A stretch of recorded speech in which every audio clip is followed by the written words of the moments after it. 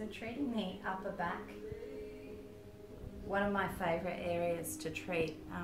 People always come in with neck and shoulder issues, and it's a really effective part of the body to get really great results with, especially with trigger point therapy. And if we're treating these rhomboid muscles here that take a lot of the load if the shoulders are internally rotated, and also following the treatment, giving the client stretching and strengthening exercises and postural awareness too, so that they can play a really major part in their own treatment once they've left the massage room. I'm working up into the neck and the occipitals.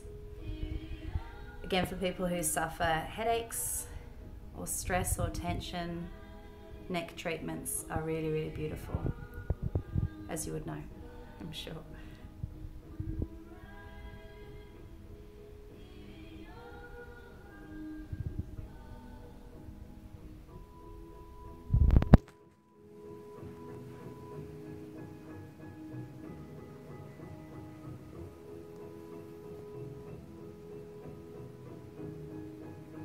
So we'll turn Fantine over and we're just going to treat the neck from underneath. Show you some of the nice techniques that we use for that as well.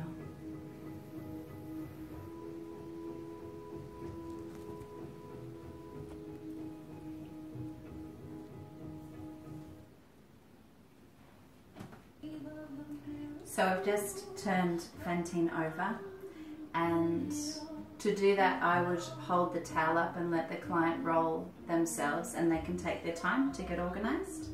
I'm not going to treat the lower leg because we saw the lower leg from the face down position, but we will treat the arms in connection with the neck and also the trigger points that we find in the hand that can be responsible for headaches or can help to alleviate them as well.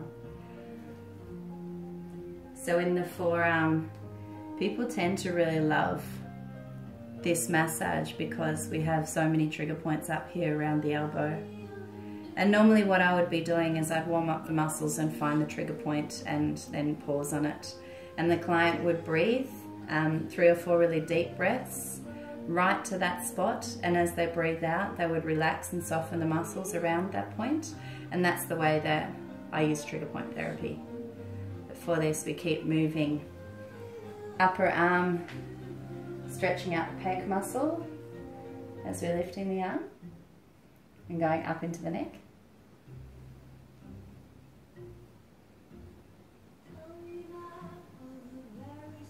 And the strokes are always firmer, going back towards the heart, and softer coming away from the heart. Loosening up the hand, addressing that trigger point in the thumb here. And we would hold that if they were somebody who suffers from headaches. Moving around the joints, stretching out the fingers. A little shake.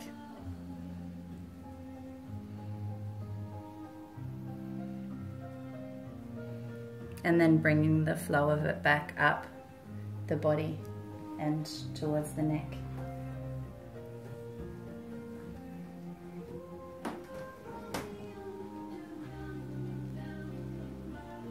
Stretching out the neck.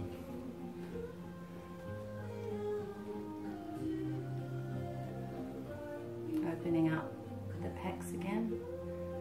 Externally rotating the shoulders. And then I'm just going to grab a seat and we'll do the neck treatment from sitting down.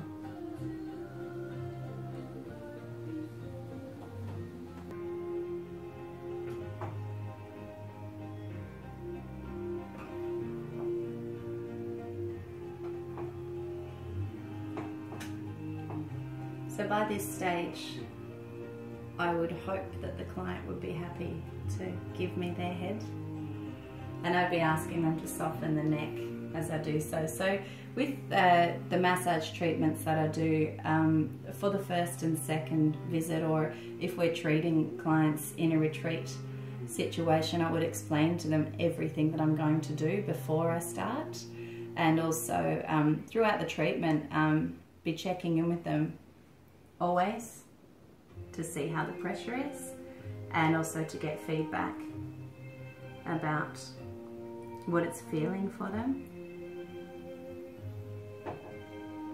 and to give them suggestions as to how to make the most of the treatment, and that's in regards to being able to let go and relax. And it might come with breath, and it might come with softening the body into the table, but I think it is a really important part of treatment, being able to allow the client to take control of their own relaxation, and especially if they're somebody that has never met you before. So treating scalenes and SCM in the neck can often be really tight and restricted, and can often be a difficult treatment for people to let you work in the neck there. So again, that's all about regulating the pressure and using really, really slow movement, and encouraging the client to breathe. And so feeling all those trigger points in these areas. Into the occipitals, under the ear. Interestingly here, if there are issues with the neck tightness, the client might feel crackling in the ear. As we improve the circulation and allow for the drainage from the face.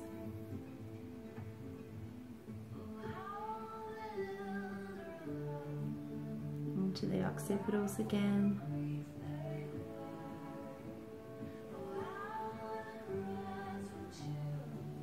So that's treating one side, and we will treat the other side.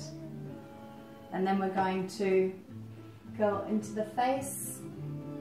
I would generally always treat a client's face unless they really don't want me to and they've asked me not to, because we hold a lot of tension here. For issues like TMJ,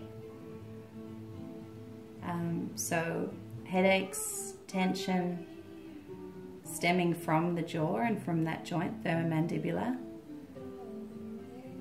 This treatment in here can contain so many trigger points. Is that pressure okay, Fantine?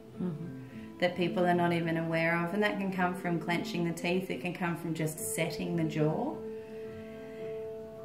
But very, very commonly it's an area that's overlooked in the treatment of headaches and migraines and insomnia and general tension in the upper body, all connected to those neck muscles.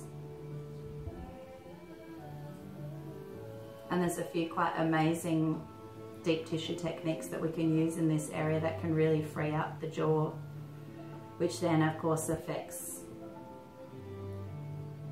the temporalis, the headache center, and then we're looking at the forehead. For the head massage, I'd normally make it last about 5 minutes, but here we'll just do pressure points. So top of the skull, and then separating down the central line and finish off with a namaste. Thank you.